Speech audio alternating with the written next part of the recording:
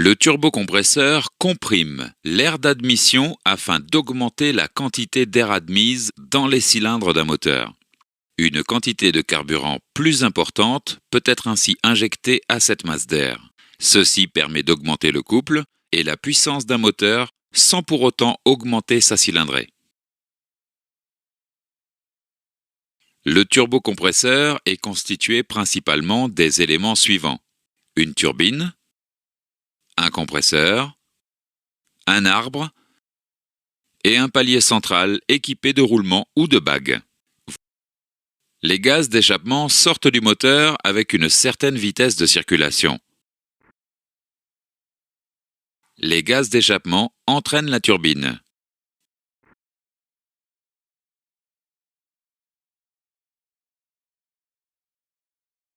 L'arbre transmet le mouvement de la turbine au compresseur. Le compresseur alimente ainsi le moteur en air sous pression.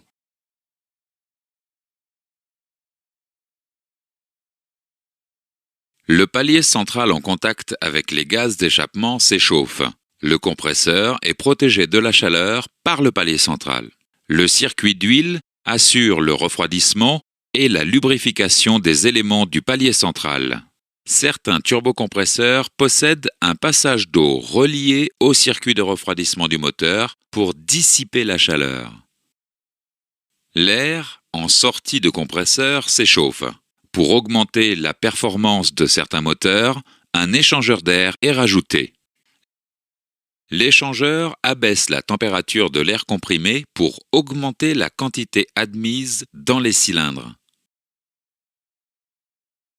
La vitesse de la turbine dépend de la vitesse de sortie des gaz d'échappement. Pour limiter la vitesse de rotation du compresseur et éviter l'emballement et la destruction du turbocompresseur, il suffit de dévier une partie des gaz d'échappement. C'est le rôle de la soupape de décharge.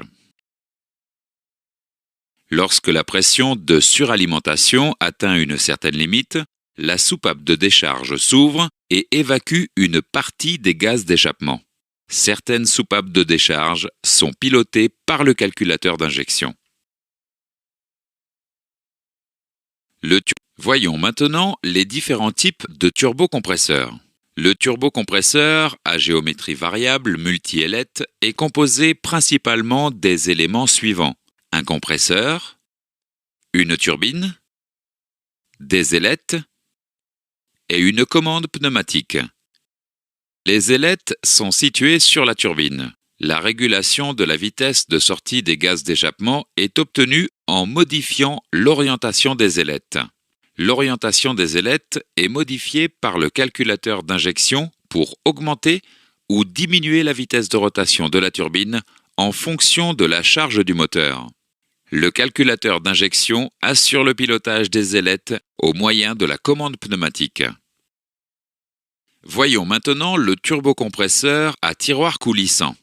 Le turbocompresseur à tiroir coulissant est composé principalement des éléments suivants: un tiroir, une commande pneumatique, une turbine et des ailettes fixes. La régulation de la vitesse de sortie des gaz d'échappement est obtenue en modifiant la position du tiroir coulissant. Le tiroir coulissant laisse passer plus ou moins de gaz d'échappement vers la turbine à travers les ailettes fixes.